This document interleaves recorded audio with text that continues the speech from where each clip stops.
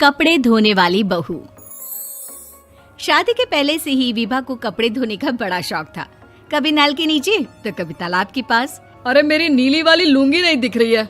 विभा की अम्मा, कहाँ रखी है लुंगी? अरे वो तो विभा ने परसों ही धोकर रखी थी आपकी अलमारी में, देखो वहीं होगी। वो ना मैंने आज धो दी, मुझे लगा कि गंदी हो गई होगी।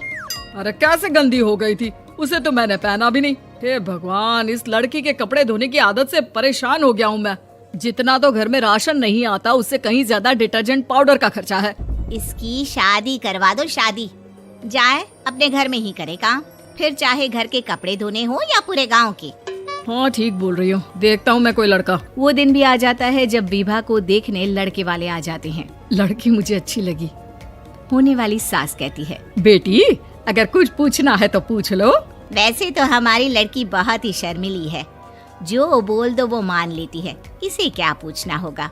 अरे कैसी बात कर रही हो माँ, मुझे इन लोगों के घर रहना है, सवाल तो कई है। हाँ हाँ बेटा, पूछ लो ना, क्या पूछना है। आप लोगों के घर कपड़े कौन धोता है? सास का मुंह बन जाता है। देखो, अगर तुम ये कहना चाहती हो कि तुम्हें कपड़े धोने नहीं आते तो सुन लो, कपड़े मैं ही धोती हूँ, लेकिन तुम्हारे आ जाने के बाद मैं रुमाल तक नहीं धोऊंगी। अरे चुप रहना भाग्यवान, बहू बेचारी घर आई नहीं, उसे डराना शुरू कर दिया। वो क्या है ना बिटिया, अभी तक तो ये कल्लू की माँ ही धोती थी, लेकिन अब तुम्हारे पापा तो दहेज में वॉशिंग मशीन देंगे ही।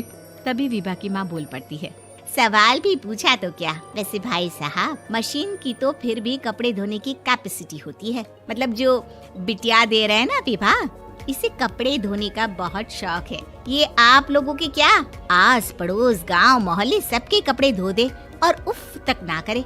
बाहर देखा नहीं आपने कितने कपड़े सूख रहे हैं, सब हमारी बिटिया ने ही तो धोए हैं। बस भी करो ना माँ, शर्म आ रही इतनी तारीफ सुनकर। और तो और एक दाग निकाल कर दिखाओ तो मान जाऊँ। हाँ अच्छा, माफ करना बेटा, मैंने गलत समझा। हमें तो रिश्ता बहुत पसंद है। और ऐसे जुड़ जाता है रिश्ता कपड़े धोने का शौक रखने वाली विभा का। उसकी शादी हो जाती है कोयला फैक्ट्री में काम करने वाले कल्लू के साथ। शादी के बाद अचानक विभा चिल्लाती हुई सास के पास आती है। सासू माँ, अरे सासू माँ कहाँ है आप? ये तो धोखा है, धोखा दिया आप लोगों ने मुझे। इसे ससुर के चक्कर के बारे में पता चल गया। अरे तो उसमें तुझे क्यों धोखा मिला है? अरे नल में पानी नहीं आता, कपड़े कैसे कब धुलेंगे? अच्छा, तू पानी नहीं आ रहा उसकी बात कर रही है। तो आपने क्या सोचा? कुछ नहीं।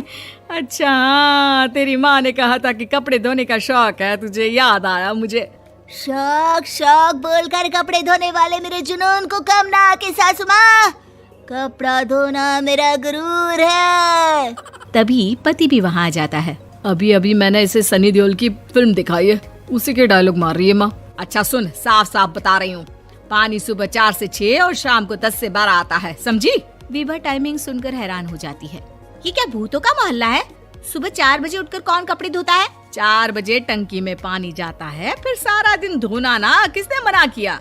अरे कैसी बात कर रही हैं? 200 लीटर की टंकी में कितने कपड़े धो लूंगी मैं, सुबह ही उठ जाऊंगी मैं। अब क्या था, विभा सुबह 4 से लेकर रात के 12 बजे तक कपड़े ही धोती रहती। एक रोज सास पड़ोस से निकलकर कहीं जा रही होती है कि साथ वाली कहती है, हाँ कल्लू की माँ, जरा ये बताओ कि 2 साड़ी है, 2 ब्लाउज और एक पेटीकोट और एक नाड़े वाला लंबा कच्छा। हाँ तो? अरे तो क्या, कितना लोगी धुलाई ये बताओ। धोबन दिख रहे हैं हम क्या? हमारे पति सरकारी नौकरी से अभी रिटायर हुए हैं और बेटा सुपरवाइजर है कोयला फैक्ट्री में। धोबन समझ रखा है हमें।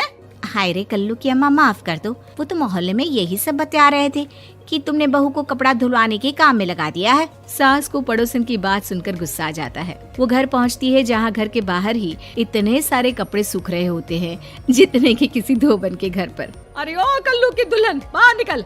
माँ जी यहीं आ जाओ, बाथरूम में चादर धो रहे हैं हम। अरे अभी हम धोते हैं, तुमको बाहर निकलो। ये आस पड़ोस वाले बोल रहे हैं कि हम बहू से कपड़े धुलवा कर उसे कपड़ा धोने वाली बना दिए हैं। अरे छोड़ो ना माँ जी, किन लोगों की बातों में आती हो?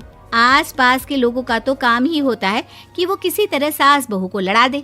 बहू सारे घर के कपड़े धोती है, ये क्या कम है? बोलिए।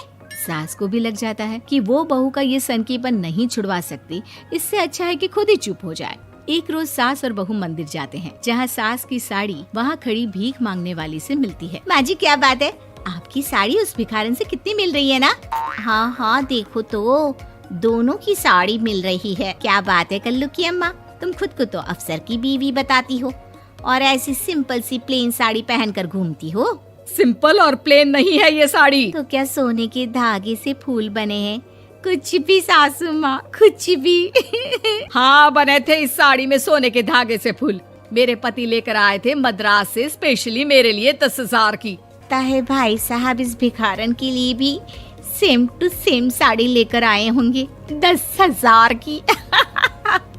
सास उस वक्त तो कुछ नहीं कहती, लेकिन बहू के साथ घर आती है और अलमारी से एल्बम निकाल कर लाती है। ये साड़ी देख रही है, ये वही साड़ी है जिसे मैंने अभी पहना था। इस साड़ी में ये जो चमकदार फूल दिख रहे हैं ना, ये सोने के धागों से काढ़े गए हैं। लेकिन तू लोकल वॉशिंग मशीन ब्रश से घिस घिस कर सारे फूलों को निकाल कर साड़ी प्लेन कर दी। मुझे माफ कर दीजिए सासू माँ। और तो और, जब मैंने तुझे तेरी गलती के लिए कुछ नहीं कहा, लेकिन तूने तो सबके सामने मेरा मजाक ही बना दिया। क्यों? बहू को समझ में आ जाता है कि अब से उसका कपड़े धोना बंद।